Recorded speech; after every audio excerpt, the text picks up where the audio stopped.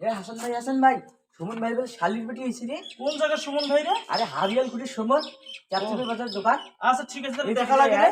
এই যে আয়, এই যে শালির বেটি হয়ে গেছে। তাহলে দেখা লাগে রে। হ্যাঁ আমার সাথে দেখা করে 2-4টা ভিডিও বানান লাগবে রে। আচ্ছা ঠিক আছে, তাহলে দেখবো না। আচ্ছা ঠিক আছে আর যাই। আচ্ছা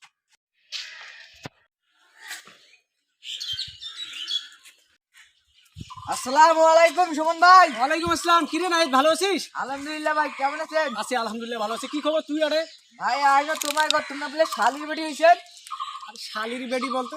এই যে মোবাইলত দেখলু যে অনেকগুলো ভিডিও, বুঝলাম না তোমার কথা। মানুষও কাউছে যে তোমার ভিডিও গুলো দেখলু যে শালির আচ্ছা, বেটি বুঝলাম, আমি ভিডিও ছাড়ছি, আমি হ্যাঁ। ভিডিও করি, মানুষ দেখে, ইউটিউবে আছে, ফেসবুকে আছে, তোমার টিকটকে, সব জায়গায় আছে। তো শালির বেটিটা কি? শালির বেটি কায় কর? হ্যাঁ সবাই কাউছে তোমার বলে শালির বেটি হয়ে গেছেন। আচ্ছা, তো ধরনের কথা। ও এইবার বুঝছুন। হ্যাঁ তুই যেটা করছিস না যে শালির হ্যাঁ। বেটি, এটা শালির বেটি নয় ভাই, তাহলে কি ওটা? এটা হল সেলিব্রিটি।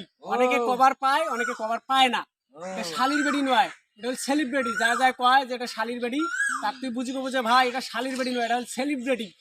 এই জন্য তো আমার গ্রামের মানুষ কিছু বোঝে না। আরে হ্যাঁ। রংপুরের মানুষ তারা বোঝারও ভুল হয়, কিন্তু বোঝেও বেশি। তার বাড়ি যাস না? হ্যাঁ ভাই, বাড়ি যাই। তোমরাও তো আছেন নাকি? হাসান ভাই ভালো আছেন তো? ঠিক আছে।